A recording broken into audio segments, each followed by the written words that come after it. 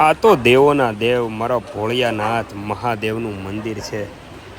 અને ભોળિયાનાથ તો જે જગ્યાએ હોય એ જગ્યા તો કાંઈ નબળી હોય નહીં. અલૌકિક જગ્યા એવી રાજકોટની અંદર આવેલી ખૂબ જ સુંદર મંદિર, નયન રમ્ય નજારા સાથે આજે હું તમને લઈ જવાનો છું. રાજકોટની અંદર આવેલું સ્વયંભૂ રામનાથ મહાદેવ મંદિરના આપણે દર્શન કરીશું અને આપણી જાતને ધન્યતા અનુભવીશું.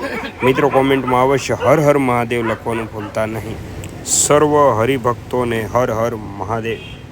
મિત્રો, રાજકોટમાં આવેલ એવી ખૂબ જ સુંદર અને રમણીય જગ્યા જ્યાં ભોળાનાથનો સાક્ષાત્કાર થાય છે એવા સ્વયંભૂ રામનાથ મહાદેવના દર્શન કરાવી રહ્યો છું.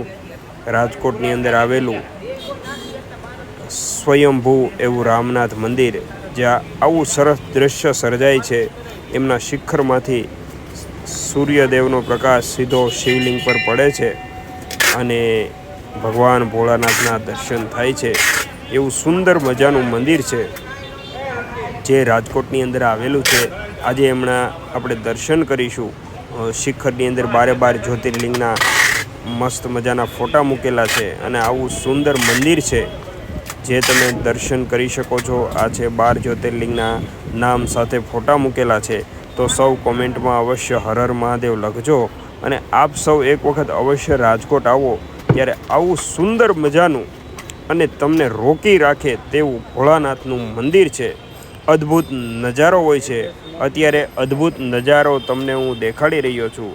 આવું અદ્ભુત નજારો તમને ક્યાંય જોવા નહીં મળે અને તમે ત્યાં 10 મિનિટ બેસશો તો તમને ખૂબ જ શાંતિ થશે.